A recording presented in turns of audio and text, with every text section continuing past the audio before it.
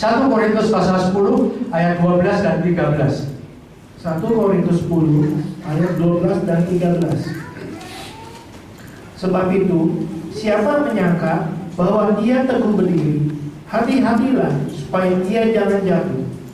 Pencobaan-pencobaan yang kamu alami ialah pencobaan biasa yang tidak melebihi kekuatan manusia. Sebab Allah setia dan karena itu Ia tidak membiarkan kamu dicobai melampaui kekuatanmu. Pada waktu kamu dicobai, Ia akan memberikan kepadamu jalan keluar sehingga kamu dapat menanggungnya. Amin. Amin. Kenapa kita tadi diperlengkapi dengan seluruh perlengkapan senjata Allah? Karena firman Tuhan mengatakan hati-hati. Ketika kita merasa bahwa nggak mungkin Pak, kalau saya nggak mungkin, saya ini anak Tuhan sudah berkekuatan Pak, dari perut itu saya sudah anak Tuhan, karena orang tuanya mungkin anak Tuhan ya saudara. Saya nggak mungkin Pak, tapi firman Tuhan tadi katakan hati-hati ketika engkau merasa kuat, engkau bisa jatuh, ya. Dan Tuhan tidak akan membiarkan engkau dicobai melampaui kekuatanmu. Ada orang yang berpikir gini, Tuhan ini kenapa engkau mencobai aku? Tuhan tidak pernah mencobai kita, saudara. Yang mencobai kita itu adalah iblis satu, yang kedua kita sendiri, saudara. Satu iblis, satu kita sendiri.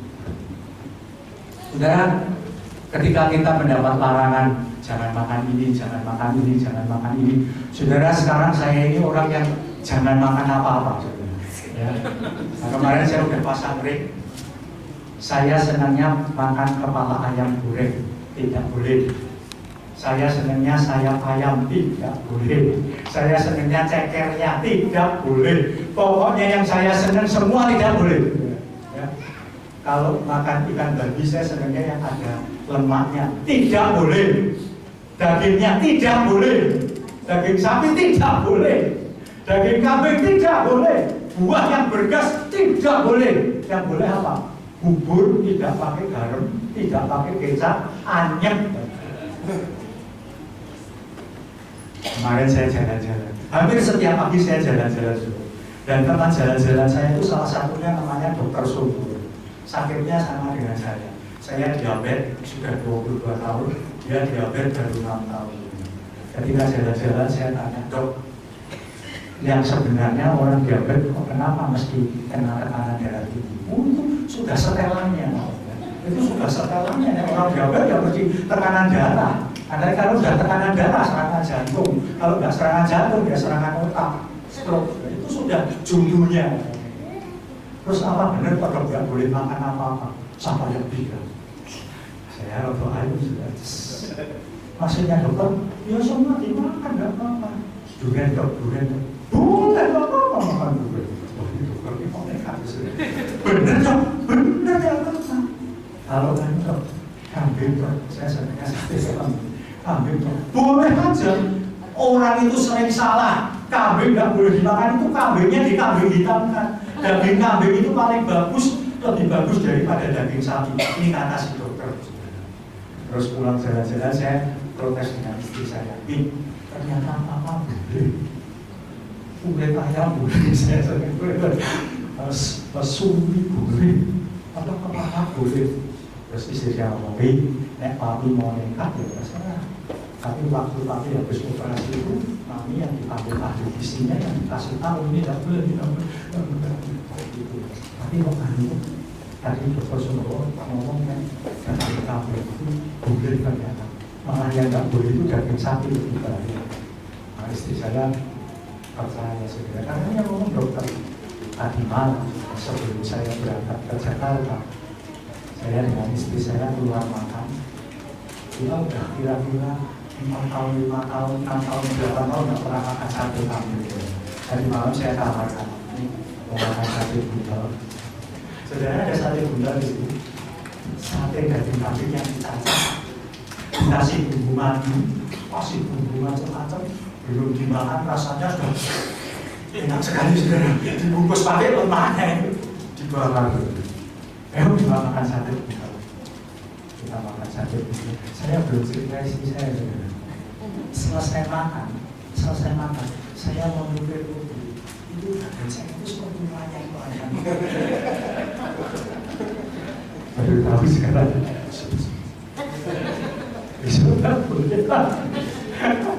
Tadi malam itu sebetulnya sakit. Jadi ketika pulang dari makan itu sebetulnya kita mau langsung berangkat. Saya bilang, ya siapkan dulu, saya tak tidur dulu. Ibu badan saya itu panas semua. Panas, jalan itu rasanya gentayangan.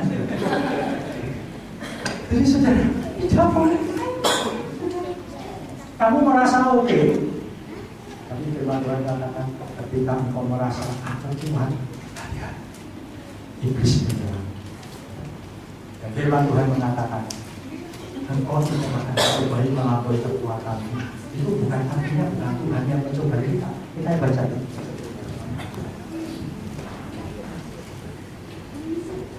Kita baca di dalam Yakobus pasal 4.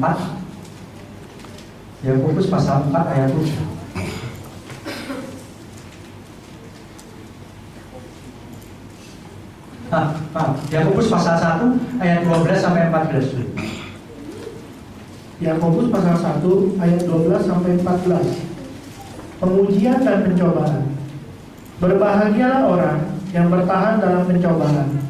Sebab apabila ia sudah tahan uji, ia akan menerima mahkota kehidupan yang dijanjikan Allah kepada barang siapa yang mengasihi dia. Apabila seorang dicobai, janganlah ia berkata, pencobaan ini datang dari Allah. Sebab Allah tidak dapat dicobai oleh yang jahat, dan ia sendiri tidak mencobai siapapun. Tetapi tiap-tiap orang dicobai oleh keinginannya sendiri, karena ia diseret dan dipikat olehnya. Amin. Saya terseret dan terpikat oleh kata-kata Pak Dr. Sumbo tentang daging kambing tidak apa-apa. Ambil saja saya tadi malam. Istri saya belum tahu. Saya nggak cerita dulu. Baru sore ini saya cerita. Saudara, jadi kadang-kadang masalah itu datangnya dari kita sendiri, saudara. Yang merasa tadi firman Tuhan katakan, aku kuat, aku bisa. Hati-hati kata firman Tuhan. Engkau akan jatuh. Jadi saudara sekalian, kenapa Tuhan mengajarkan malam ini kepada saudara dan saya untuk memakai seluruh perlengkapan senjata Allah? Tidak boleh ditinggal satu pun. Seluruh artinya semua.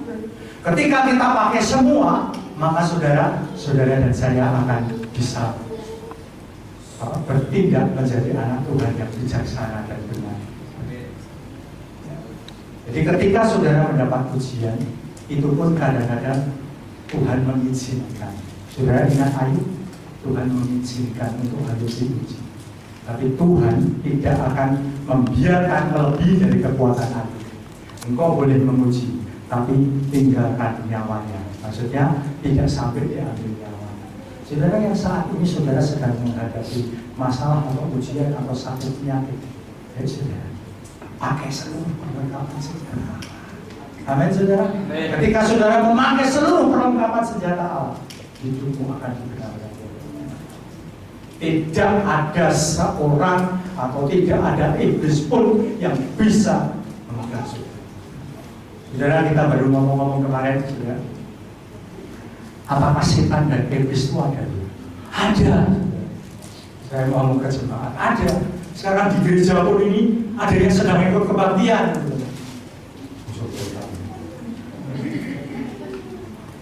Saudara tahu Ibu Mei, Omane ya, saya kenal dengan si Mei.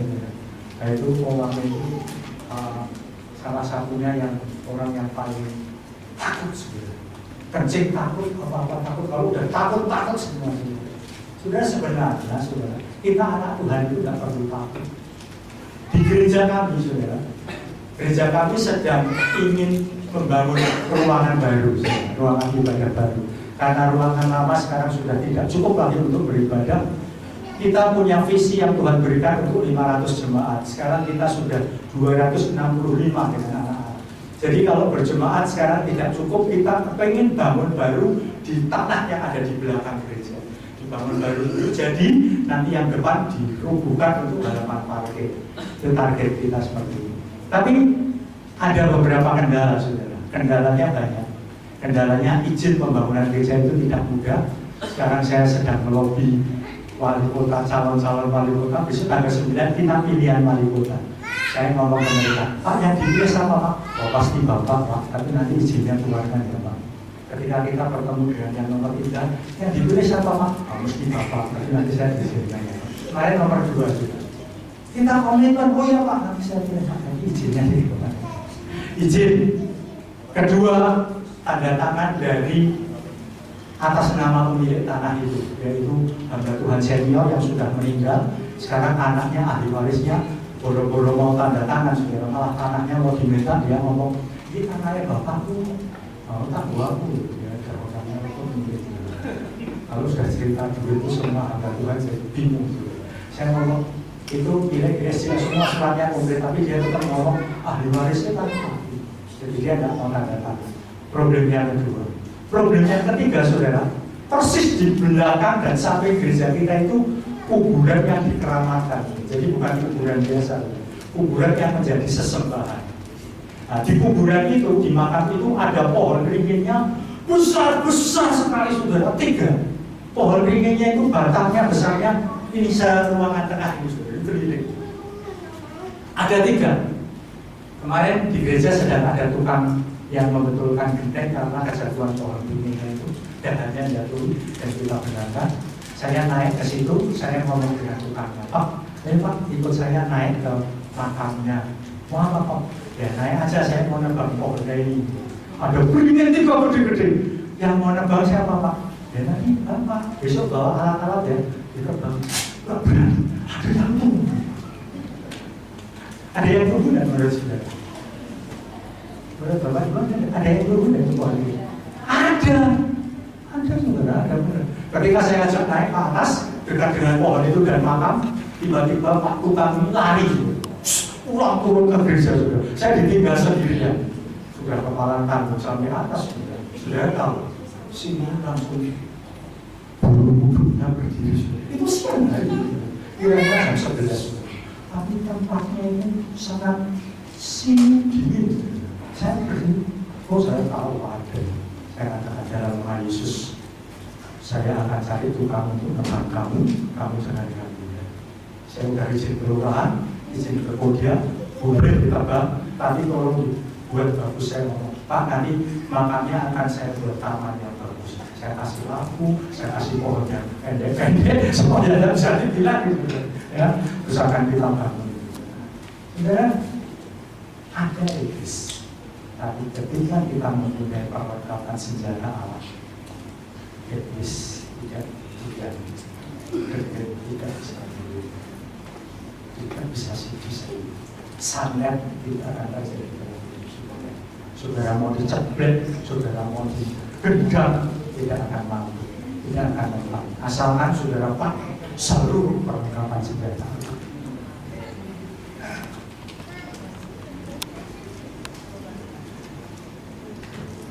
Kita baca Yakobus pasal 4 ayat 7.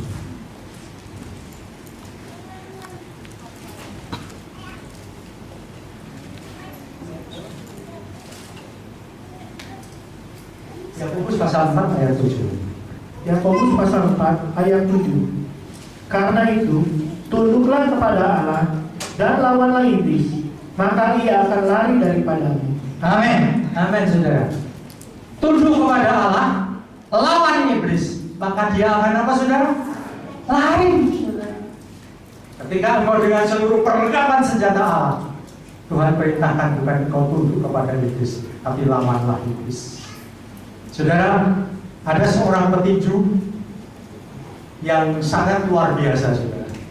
Petinju ini ketika bertinju, sekali saja selama 15 ronde tidak pernah terpukul. Dia seorang petinju yang ahli sekali. Lawan Mike Tyson pun tidak bisa mukul Mike Tyson, karena petinju ini pandai menghindar. Sampai Mike Tyson frustasi, sampai tangan 2 maju juga tidak bisa. Karena petinju ini pintar menghindar. Pada akhir poin penilaian, yang menang siapa saudara? Yang tidak bisa mukul, yang tidak bisa menang tadi itu yang menang. Kenapa menang? Oh enggak kena. Karena musuhnya cuma menghindar terus, pinternya menghindar. Saudara, kalau saudara dan saya jadi anak Tuhan yang menghindar dari masalah, menghindar dari pencobaan, saudara tidak akan pernah menang. Kapan menangnya saudara? Ketika saudara menghadapi pencobaan, hadapi pencobaan itu dengan seluruh perlengkapan senjata Allah, maka saudara akan tampil sebagai pemenang. Amin saudara. Saya lihat lagi satu siaran Banteng Makassar. Ini Banteng ini iblis yang gampang dihapusi, saudara ya. Yang diserang apa saudara? Kain kosong. Saudara, iblis itu sebetulnya gampang ya. Asal saudara dan saya pakai seluruh perlengkapan senjata, jangan takut lawan iblis. Amin. Ada di sini yang tukang cuci mayat?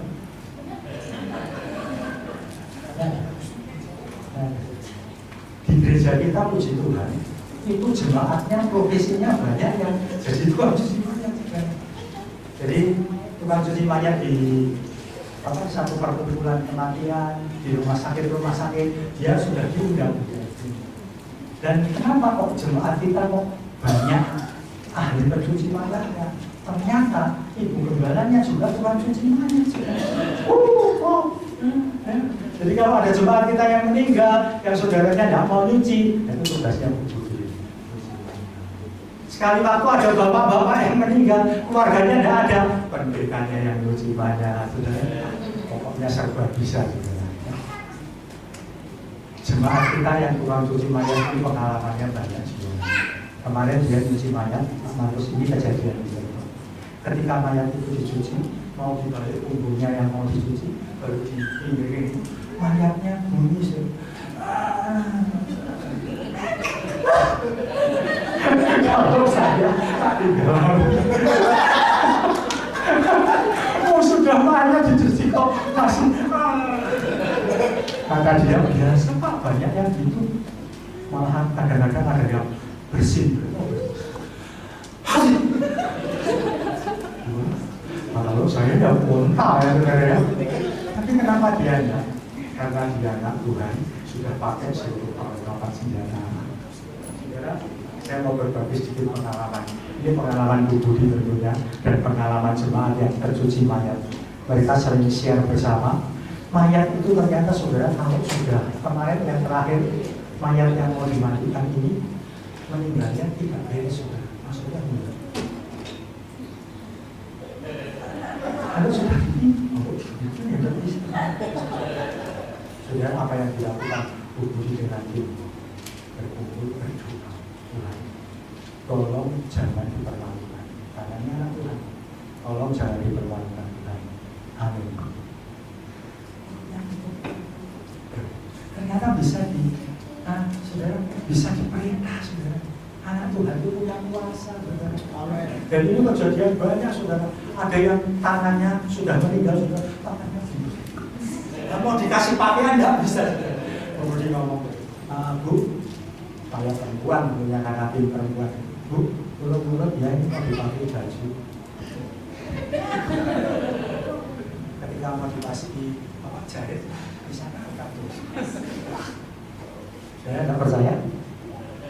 Nyatanya begitu pengalaman itu. Kalau nggak percaya bisa diukur. Nanti saya masuk kalian bisa mulai.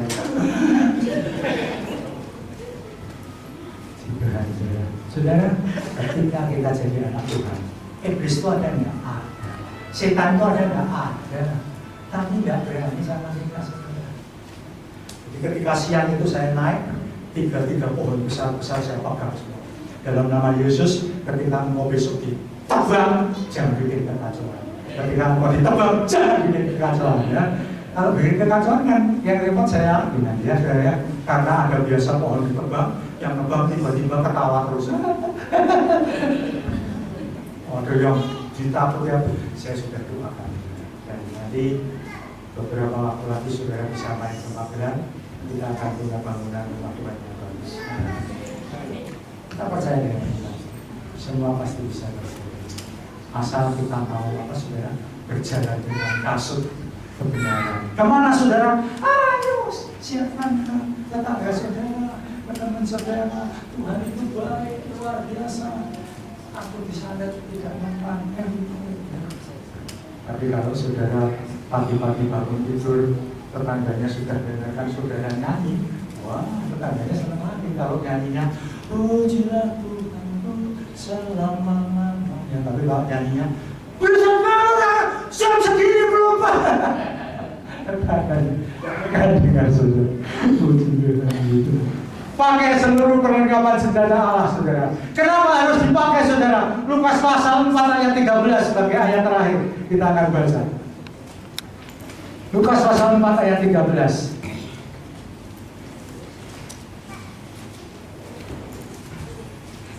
Lukas pasal 4 ayat 13. Sesudah iblis mengakhiri semua pencobaan itu, ia mundur daripadanya dan menunggu waktu yang baik. Amin. Amin, amin. Saudara, ini ketika iblis mencobai Tuhan, ketika Tuhan sudah tidak mempan untuk dicobai, maka firman Tuhan katakan apa, saudara? Iblis mundur. Setelah iblis mundur, apa, saudara? Dan mencari waktu yang baik untuk kerja lagi. Jadi hati-hati, saudara. Awas, iblis musuh kita. Dia jalan sini sana, ya. Dia omong ini itu. Awas, iblis musuh kita. Jadi dia ini sekarang jalan terus, saudara, patroli terus untuk cari waktu yang baik. Waktu yang baik apa? Ketika saudara dan saya semangat menjadi anak Tuhan. Ini waktu yang baik. Ketika saudara dan saya tidak semangat menjadi anak Tuhan, jam ibadah tinggal tidur aja, saudara ya. Jam ibadah tinggal tidur aja, saudara. Saudara tidak akan diganggu iblis, saudara. Tapi iblis akan datang ke saudara ketika saudara mempunyai jam doa, ketika saudara dekat sama Tuhan, ketika saudara rajin beribadah. Sebab itu apa, saudara? Waspada. Dengan cara apa, saudara? Pakai seluruh perlengkapan senjata. Saudara bisa maju, tapi iblis tidak bisa menyerang saudara. Puji Tuhan, Tuhan memberkati. Amin. Kita akan berdoa. Kita akan angkat satu pujian yang kita musik.